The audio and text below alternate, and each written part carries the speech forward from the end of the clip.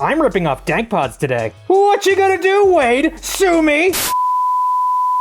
I have been advised by my lawyer to not mention the name DankPods until the proceedings are through. Thank you very much for your understanding. Oh, speaking of iPods, let's get this janky old iPod off of here. This is an iPod Touch 4th generation that I've owned forever, and oh man, this is like screwy as all hell. It's like scratched up. It doesn't even work anymore. So yeah, this scenery is much different from any of the other videos that I would normally make, and you would normally see these kinds of sceneries in certain videos made by a certain Australian that works with nuggets. And you might be thinking to yourself, well, this is Bit we're talking about. He doesn't have any weird nuggets.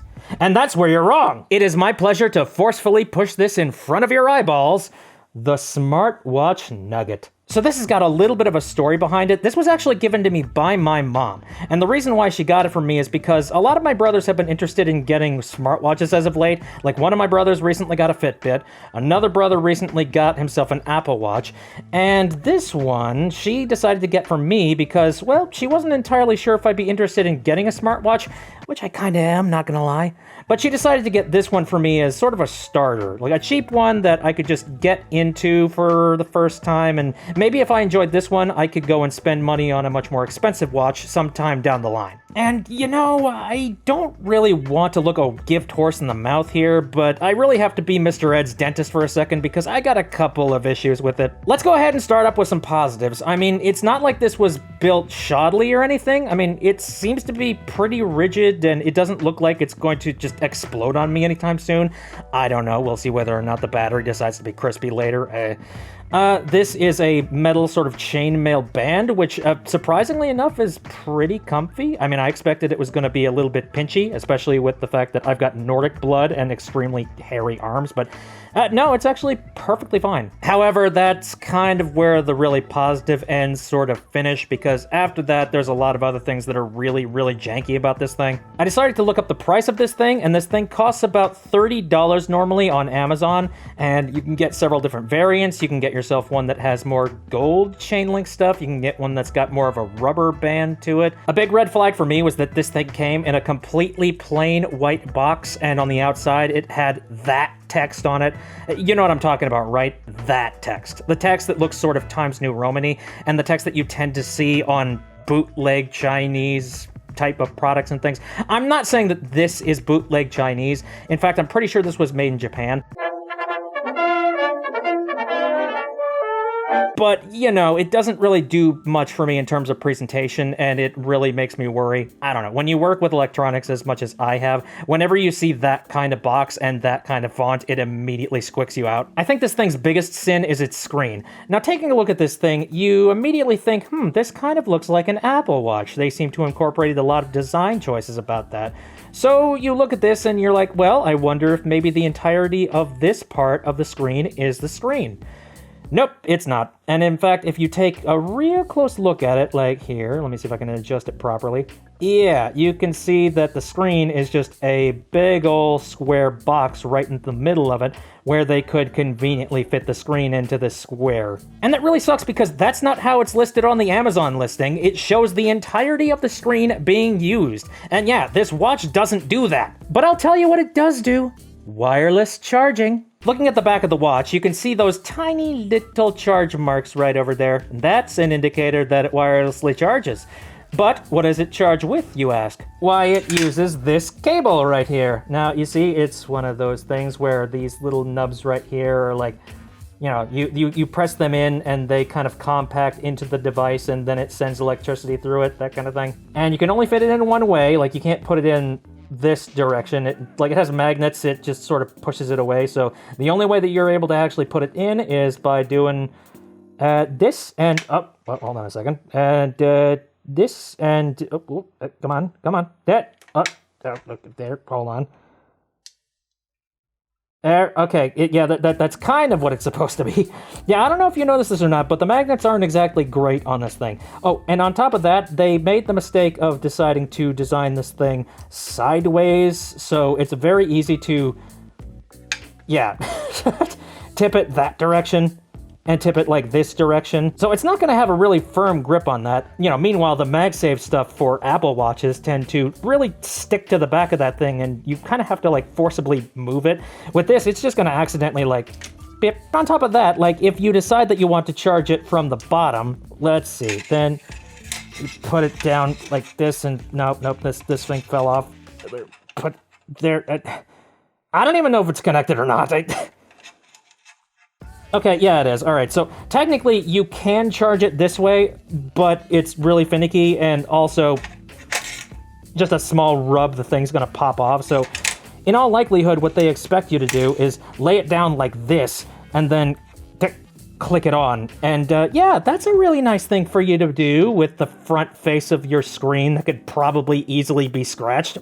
Good on you. Oh, and one other thing that's a little bit of a nitpick from me, I mean, it's not a big deal for a lot of people, but I noticed that you can't charge the device while simultaneously having the device off.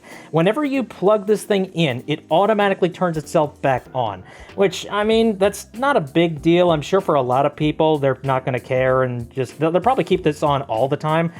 But for me, in the event that I needed to quickly charge something, I do like the idea of turning it off so that it's not using any excess battery so that it can charge a little bit faster.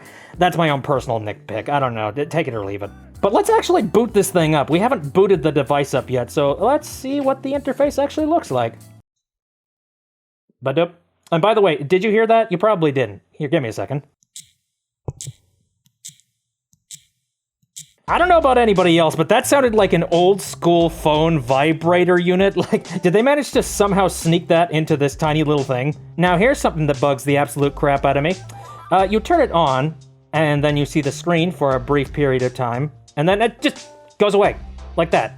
Now, I don't know about anybody else. I know that this thing is supposed to be blank for the most part, but I kind of want the ability to customize how long the screen is on and how long it's off. You can't do that in the settings of this thing.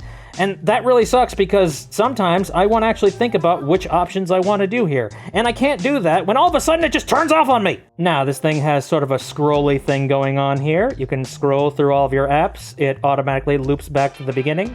But one thing that you might not notice is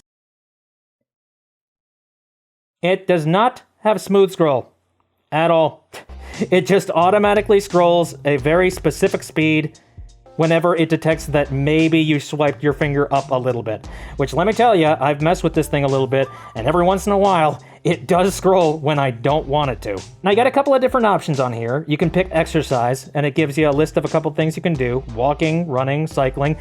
You see what I mean? So yeah, you can pick one of these things, like walking, for example, and, you know, it has this thing on the back here where, oh boy.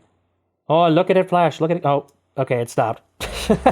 But anyway, yeah, there, it comes back up here.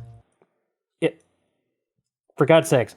There we go. There, a little bit of a blink. So it detects your heart rate, and it sort of calculates how many calories you burned based off of some metric it's probably got built into the device. Like, yeah, I see that as pretty useful, especially if you are buying this thing for the sake of health-related reasons. And then you've got some heart rate, and you got some blood pressure type of monitor things, which, funny enough, the instruction booklet actually said, please, for the love of God, do not actually use these for real metrics and actually reading your blood pressure and all that jazz. I'm sure they had to put that in there because there is a chance that somebody might end up using it. Oh yeah, not worn. Yeah, it doesn't like it when you're not wearing it while you're attempting to try and run a little bit of a test. But apparently it was 66 beats per minute at one point. It's also got like this water thing. I'm not entirely sure what that's supposed to be. Like, I don't know if that's trying to read how saturated you are? Question mark? 97%. Yeah, well, I am 90% water. For God's sake, the interface here is so kind of confusing. It's so hard to tell, like, what direction you swipe in order to make anything happen. God. And then we reach these apps down here, and these are apps that you have to actually sync to your phone in order for you to be able to use them. And I am going to break everybody's hearts right now and tell you, I have not done that. And I have no intention of doing that at all. And the reason why I'm not is because you have to install an independent app onto your phone in order for you to be able to use those functions. And I get it. Like, I understand that kind of thing probably isn't built into every single smartphone out there, but at the exact same time, I'm a little wary about installing some random app on a random gift that I've been randomly given by some random person. I mean, it wasn't a random person, it was my mom, but you know what I mean? I don't know, I just don't feel comfortable doing that, so for now, these functions don't really work all that well. You've got weather, which, oh no, it doesn't have any data or anything to work with. You know what? Whatever, you can stay that way. You have no access to my camera? Good. I don't want you to have access to my camera. Player, and apparently that connects to your media player or something. Yeah, sorry, I have absolutely no idea how I'm supposed to use Scarlet Fire to destroy this thing. Trust me, if I could, I would. For God's sakes. Oh yeah, they got a timer on here, which, hey, you know what? Timer? That's a pretty good thing. It allows you to time things. That's what a watch is supposed to do. Good on ya. God,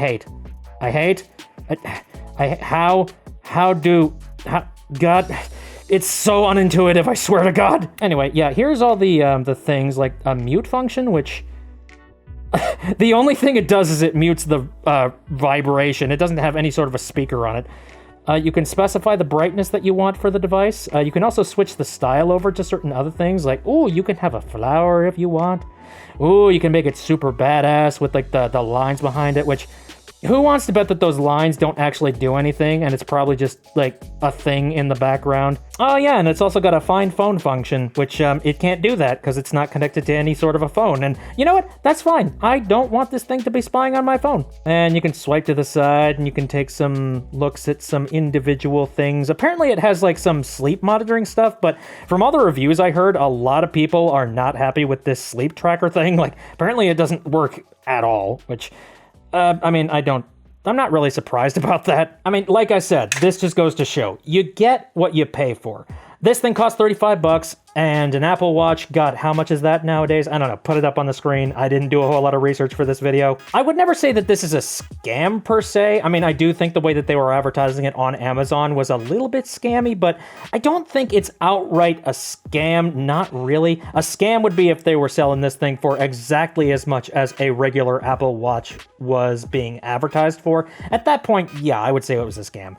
I don't think so with this.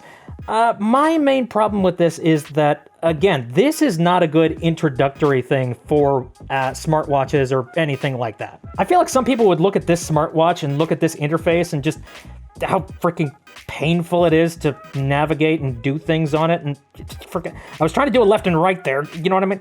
People are going to try and use this thing, and they're going to be scared away from smartwatches forever. And it actually kind of reminds me, I remember when my mom was trying to get into using smartphones, it's not that she didn't want to use smartphones, it's that back when she tried to get into them, they weren't very intuitive. Android wasn't really up to a certain quality and standard, and it wasn't seamless like a lot of cell phones are nowadays. And because of that, she got scared away and she just didn't want to do anything with smartphones.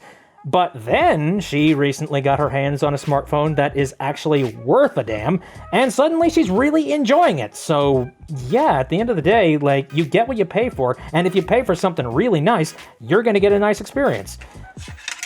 This is a cheap Christmas gift, and it's an experience. Tommy. Tommy's boy. You are the sweetest boy. Have I ever said that? I think I have. I'm going to say it again. You're the sweetest boy.